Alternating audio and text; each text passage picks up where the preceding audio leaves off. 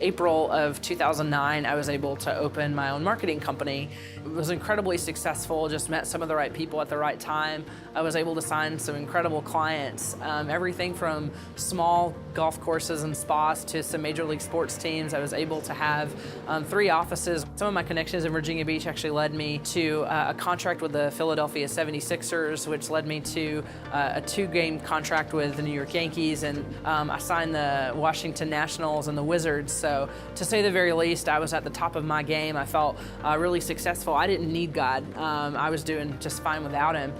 Still went to church from time to time, but just didn't really have a relationship with God. And I felt like the Bible, the church that you read about in the Bible wasn't anything I had personally experienced. What I didn't foresee at that time was the NBA lockout, just a spiral of events kind of biting off more than I could chew.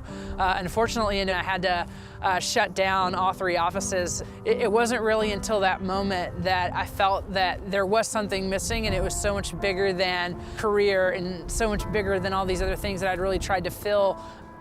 So I was able to visit one of my dear friends and roommates from college. She decided to take this leap to open a nonprofit coffee shop to employ homeless teens there in Denver.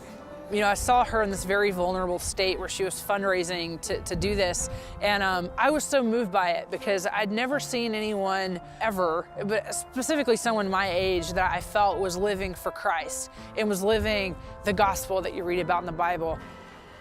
I desired that so much, just the peace that comes with that. I cried the whole flight home from Denver, and I knew immediately when I got back to DC that there were some huge life changes that I needed to make.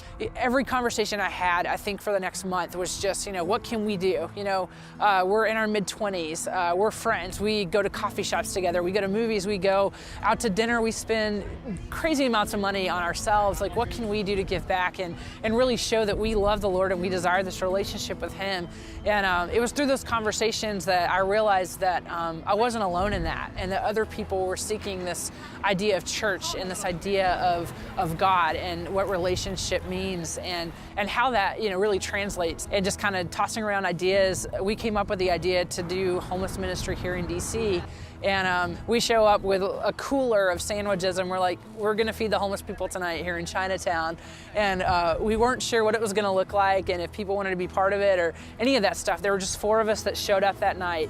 Within a month, we were feeding over 100 people every single Thursday, and we were averaging about 15 to 20 volunteers every week. And it really just broke my heart to see that the Lord could have been using me for good this whole time, and I was really denying Him of that. And I saw that I could be part of something much bigger than myself. I really found happiness in the craziest of places, and I really found church. And it wasn't necessarily within the 4 walls, but it was what we made outside of those 4 walls, and the relationships that we built, not only with God, but with the people that He put in our path.